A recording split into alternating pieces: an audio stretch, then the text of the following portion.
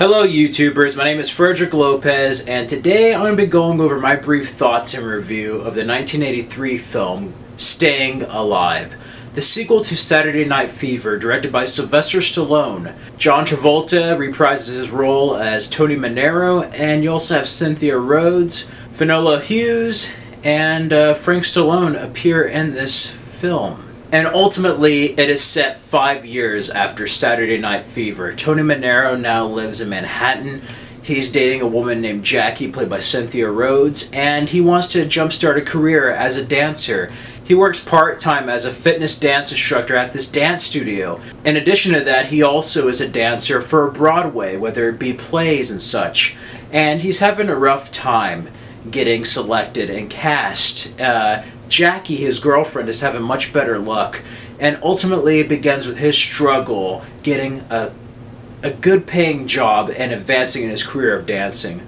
In addition to the dance studio and dancing on Broadway plays, you also have him work as a waiter at a nightclub.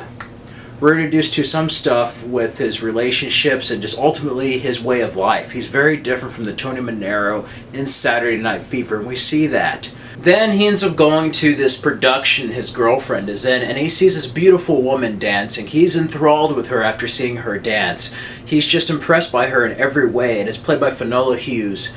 And this is where the film kind of gets off track. He gets in an on and off again relationship with her, and this creates a love triangle between his girlfriend Jackie and this new woman he has just met. She pretty much sleeps with anybody just to get up the ladder of the dance world, basically, in this production. Anyway, he ends up later on getting cast in this Broadway production called Satan's Alley, and this is where some of the more dance elements come in and competing. And yeah, he ends up having a relationship with her, and everything is fine. And then ultimately she uses Tony, and in the process he hurts his girlfriend Jackie, goes back home for a little bit, comes back, and he ends up fighting for the lead role of the production, and it's pretty much about him proving himself and staying alive in this world, keeping that fever from Saturday Night Fever alive. That's pretty much the story of the film, and is it the best sequel? No, it is not. This is going to be a little bit of a rant and a review in some way. This was ranked as Entertainment Weekly's Top 25, number 1, worst sequel ever made. It was quite successful though. It still made enough box office to be one of the top grossing films of 1983. But it's nowhere near Saturday Night Fever. For one, it's basically Dancing Rocky. 2, it's PG compared to the R version of Saturday Night Fever. It's very lighthearted. And I like that in some way because Tony has changed as a character. Tony Manero cleaned up the language, cleaned up his lifestyle, and it's a very different character than the one we see in Saturday Night Fever. So I can understand that, but that also makes the film lose a certain edge that the original had. Also, the only character to reprise their roles besides Tony is his mother. You don't get to see what happened to Stephanie Mangano. You don't get to see his friends, his dad. So it's not really a sequel, a true sequel in that regard. But at the same time, all we need to focus on is Tony Manero. And I understand that. Two of the cons I have with the film. The story, it could have been longer, but ultimately the love triangle. Finola Hughes, the beginning, the first 15 minutes of this movie are awesome seeing his life. It's when he meets Finola Hughes, he has this romance, and that's good, until she uses him.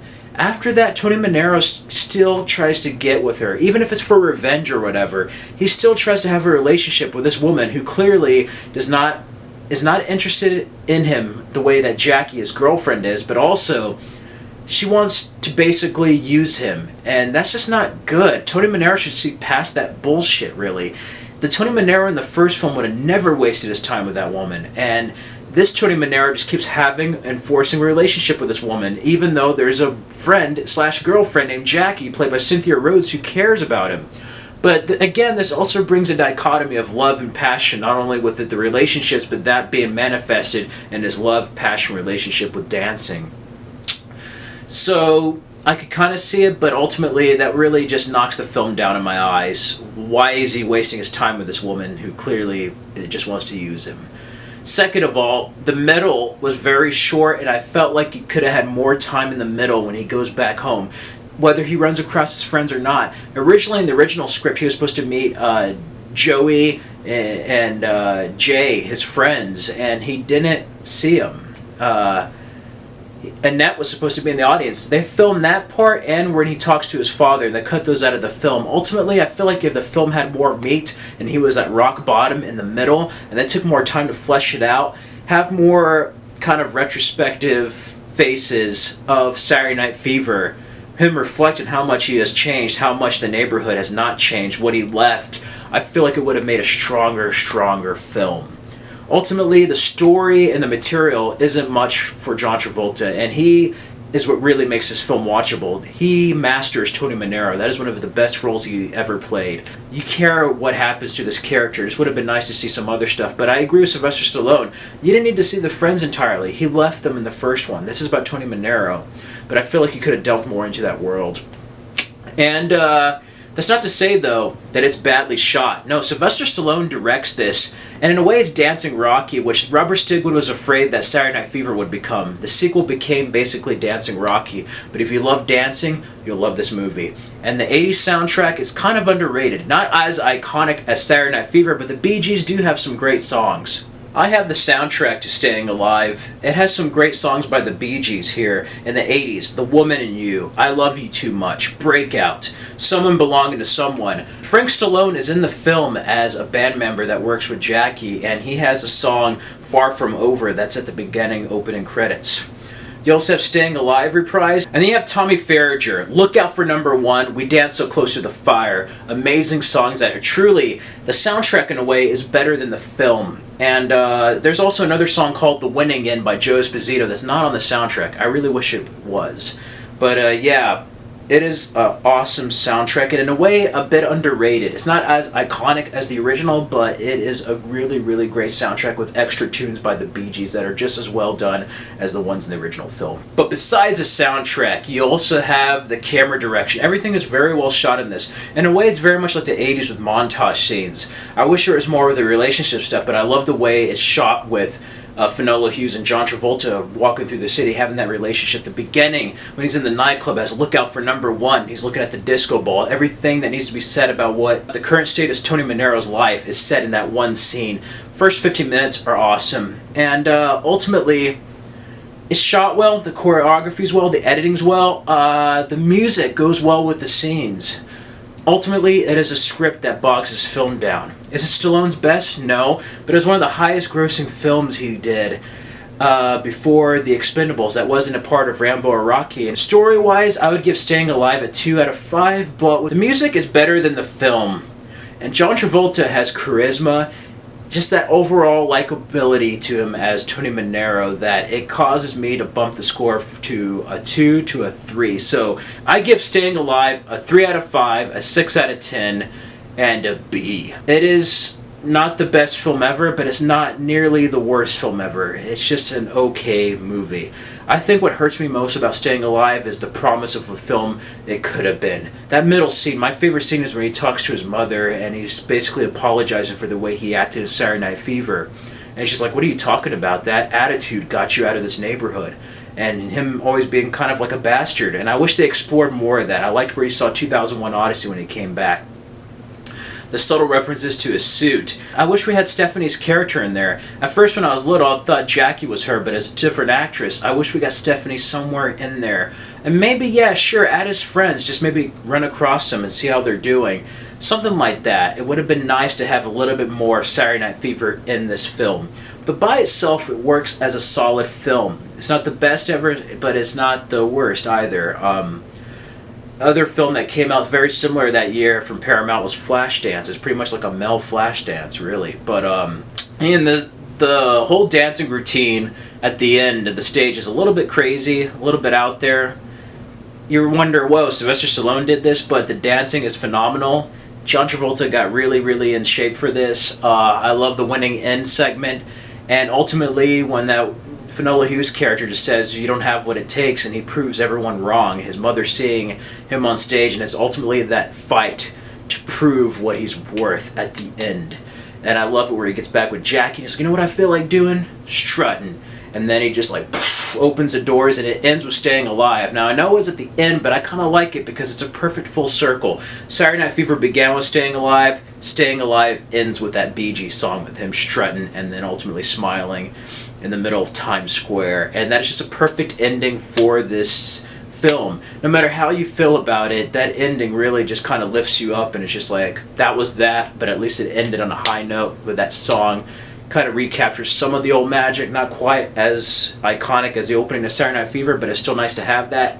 And ultimately, if you enjoyed the film, it's a perfect closing point for the saga of Tony Manero. So yeah, those are just my brief thoughts in review of Staying Alive. Again, it's not the best movie ever, but it could be far worse. And yeah, Saturday Night Fever is still the best one, but it's nice to see what happens to the character of Tony Manero, even though he is a little bit different and wastes his time with certain women. What he has become 5 years later, he's out of that Brooklyn area he was in Saturday Night Fever. He's really progressed a lot as a character and matured.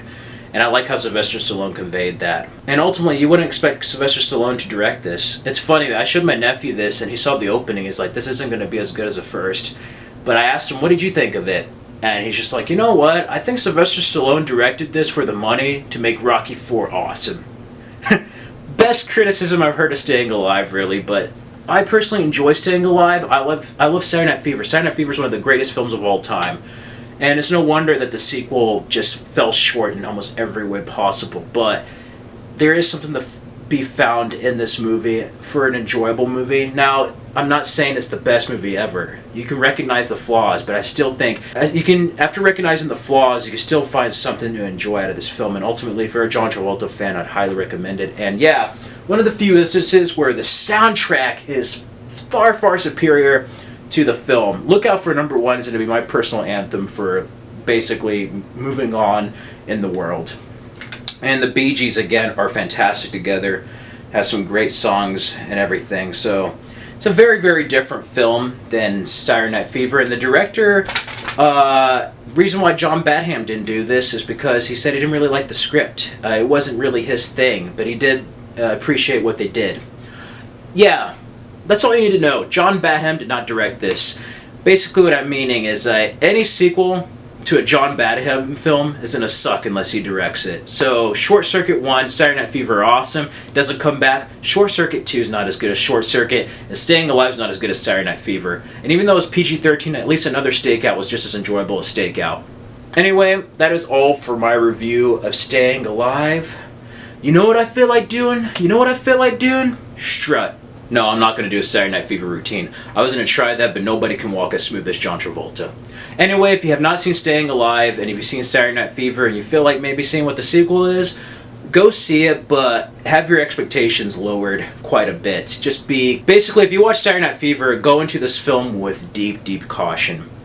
And if you have seen this film, let me know what your favorite moment of Staying Alive is down in the comments below. If you like this video, click the like button, comment, subscribe, check out my review to Saturday Night Fever, check out a music video I did with Staying Alive and Saturday Night Fever.